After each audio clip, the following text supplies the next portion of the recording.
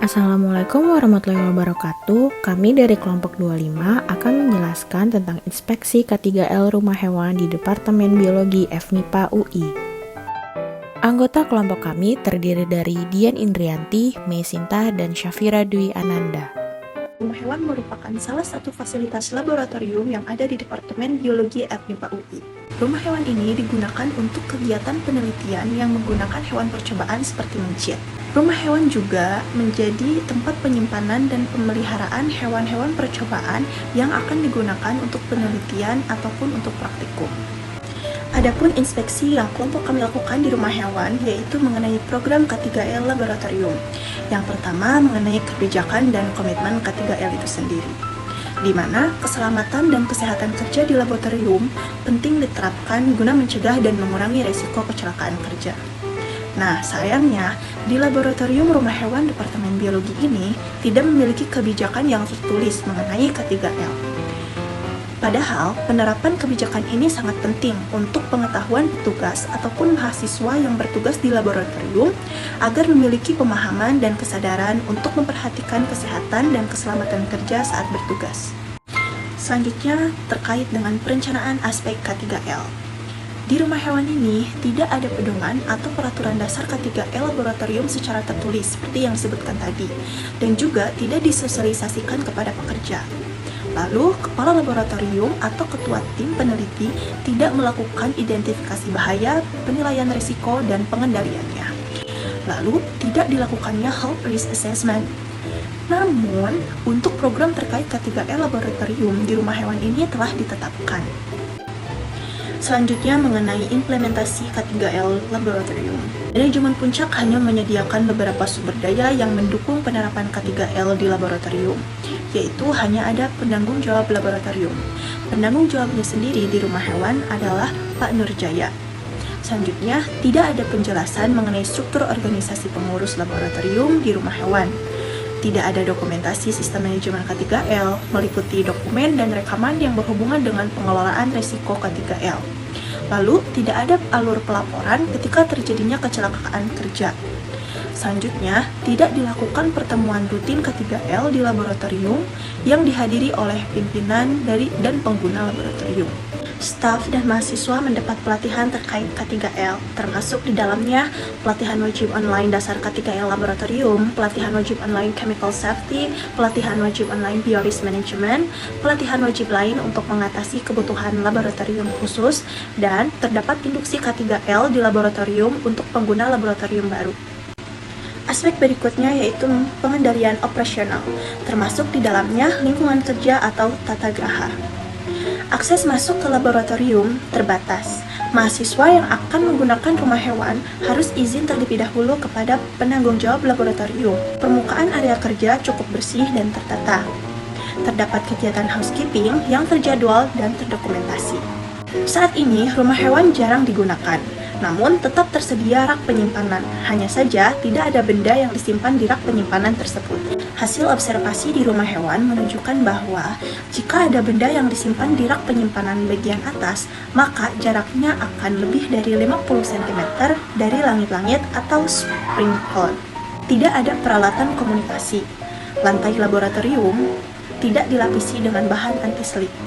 Seperti ditunjukkan oleh gambar, di rumah hewan ini tidak ada tanda larangan makan, minum, merokok, pemakaian kosmetik pribadi, dan pemakaian lensa kontak di dalam laboratorium. Juga tidak ada tanda larangan menyimpan makanan pada lemari pendingin laboratorium, karena di rumah hewan sendiri tidak tersedia lemari pendingin.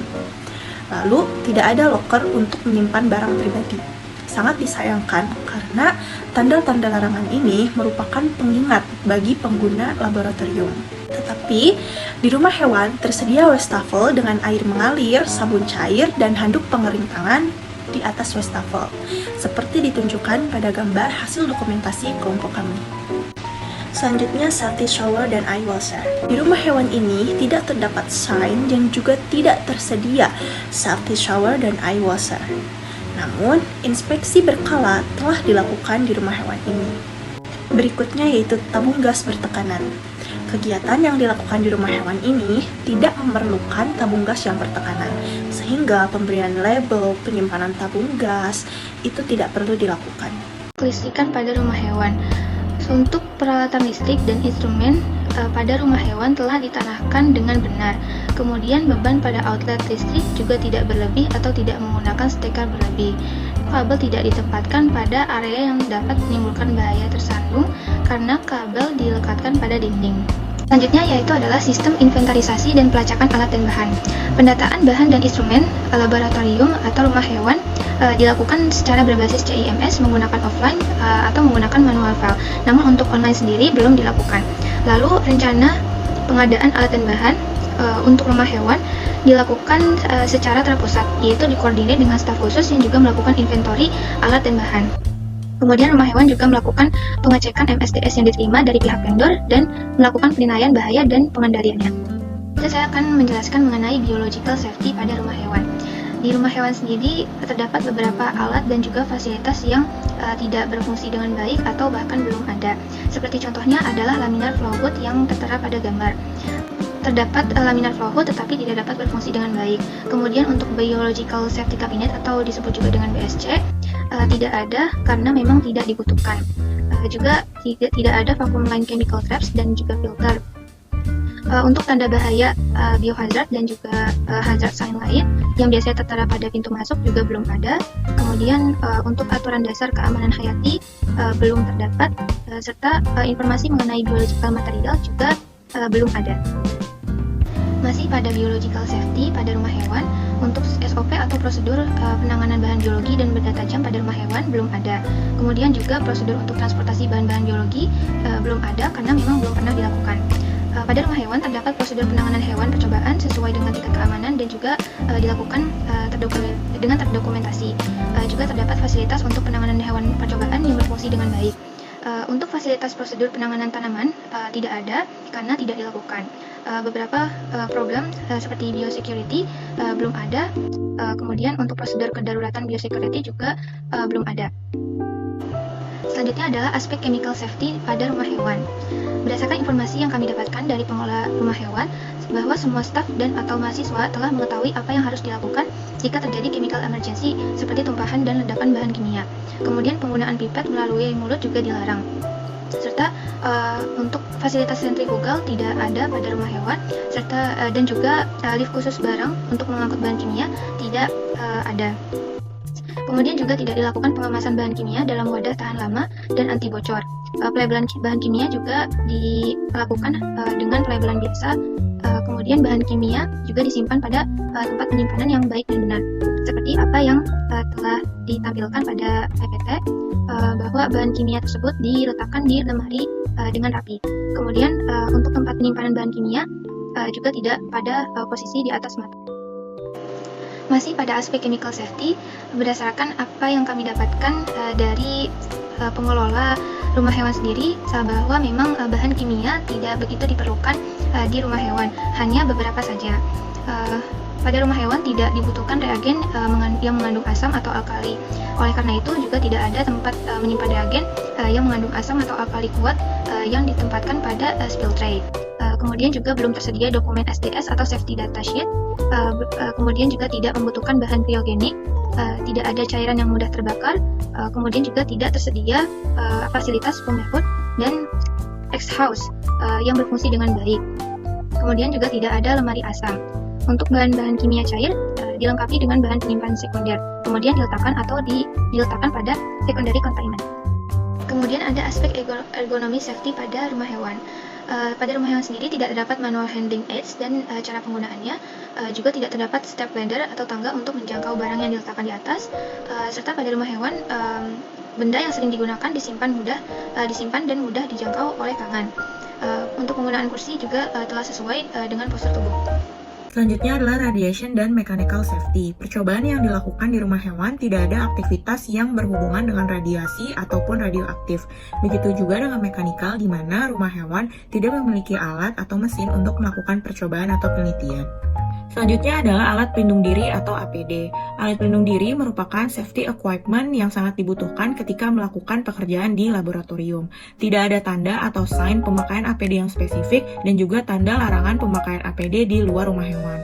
Hal ini perlu dilakukan agar pekerja laboratorium memakai APD dengan benar untuk melindungi diri mereka. Tanda larangan pemakaian APD di luar laboratorium juga perlu dipasang agar tidak membawa sisa materi biologi yang dapat mengkontaminasi area di luar laboratorium. Gambar di samping merupakan contoh dari sign atau tanda pemakaian APD di laboratorium. Di rumah hewan tidak tersedia APD yang sesuai dalam kondisi baik dan disimpan dengan benar, misalnya di lemari ataupun gantungan jas lab. Orang yang melakukan percobaan di rumah hewan harus membawa APD sendiri. Lemari dan gantungan jas lab diperlukan untuk menyimpan APD yang dibutuhkan staf maupun mahasiswa yang akan melakukan pekerjaan atau percobaan di rumah hewan. Gambar di samping merupakan contoh dari gantungan jas lab dan juga lemari yang seharusnya ada di rumah hewan. Selanjutnya adalah lingkungan atau limbah. Pada rumah hewan terdapat SOP penanganan limbah laboratorium, namun tidak tersedia tempat pembuangan limbah laboratorium berdasarkan jenisnya, di mana untuk limbah B3 belum tersedia tempat pembuangan limbah. Lalu untuk limbah infeksius juga belum tersedia, limbah radioaktif karena tidak memakai radioaktif sehingga tidak ada, lalu untuk limbah umum tersedia, seperti pada gambar yang ada di samping. Kemudian pada rumah hewan juga tidak terdapat dokumen pembuangan limbah laboratorium beserta sharing report dari vendor. Selanjutnya adalah persiapan keadaan darurat, di mana pada rumah hewan terdapat rencana tanggap darurat dan juga sumber daya manusia yang bertanggung jawab. Namun di rumah hewan tidak ada telepon maupun nomor telepon darurat yang ditempel di dinding. Nomor telepon darurat ini sangat penting untuk menghubungi pihak yang bersangkutan apabila terjadi kecelakaan kerja di laboratorium. Lalu di rumah hewan juga tidak tersedia kotak P3K maupun logbook. Kotak P3K harus tersedia pada semua laboratorium sebagai upaya pertolongan pertama apabila terjadi insiden maupun kecelakaan saat melakukan pekerjaan atau percobaan di laboratorium. Gambar di samping merupakan contoh dari kotak P3K yang seharusnya ada pada setiap laboratorium. Pada rumah hewan tidak tersedia spill kit dan tag inspeksi. Spill kit ini sangat dibutuhkan untuk membersihkan tumpahan kimia yang terjadi saat melakukan percobaan di laboratorium. Di rumah hewan tidak ada sistem sprinkler, hidran, apar, maupun alat pemadam kebakaran lainnya. Pekerjaan yang dilakukan di laboratorium bisa berpotensi terjadi kebakaran, sehingga harus ada alat pemadam untuk mengatasi hal tersebut apabila terjadi. Gambar di samping merupakan contoh dari apar yang seharusnya ada di rumah hewan. Pada rumah hewan sudah tersedia petunjuk arah jalan keluar yang diketahui staf dan mahasiswa, ditandai dengan sign exit yang ditempel pada pintu keluar. Semua staf yang ada di rumah hewan mengetahui petugas K3L fakultas. Staf juga mengetahui nomor telepon darurat UPT K3L, PLK, dan klinik satelit. Nomor telepon darurat harus diketahui oleh seluruh pekerja laboratorium karena sangat dibutuhkan apabila terjadi kecelakaan saat bekerja. Tanda-tanda keselamatan di laboratorium tidak ada di rumah hewan. Tanda keselamatan kerja laboratorium sangat penting untuk mengetahui potensi bahaya yang ditimbulkan dari suatu bahan yang digunakan untuk percobaan. Gambar di samping merupakan contoh dari tanda-tanda keselamatan laboratorium. Semua staf dan mahasiswa di laboratorium sudah mendapat pelatihan dan simulasi penanggulangan keadaan darurat. Selanjutnya adalah pemeriksaan dan tinjauan manajemen. Rumah hewan sudah dilakukan inspeksi K3L dan pemantauan secara rutin, di mana hasil temuan inspeksi akan dilaporkan ke kepala laboratorium atau ketua tim peneliti. Investigasi insiden belum pernah dilakukan pada rumah hewan karena tidak terjadi insiden di rumah hewan sampai saat ini. Apabila terjadi insiden, harus dilakukan investigasi untuk mengetahui penyebab sehingga dapat dilakukan pencegahan agar insiden serupa tidak terjadi lagi. Rumah hewan juga sudah dilakukan audit internal implementasi K3L laboratorium dan dilaporkan ke kepala laboratorium atau ketua tim peneliti. Lalu di rumah hewan juga sudah dilakukan tinjauan ulang terkait sistem manajemen keselamatan dan kesehatan kerja serta lingkungan atau SMK 3L. Berdasarkan inspeksi yang dilakukan oleh kelompok kami, rumah hewan memiliki persentase pemenuhan SMK 3L laboratorium sebesar 53,57%, yang artinya masih banyak program K3L yang belum terimplementasikan di rumah hewan. Rumah hewan harus segera memenuhi seluruh program K3L laboratorium agar menjadi laboratorium dengan biosafety yang baik.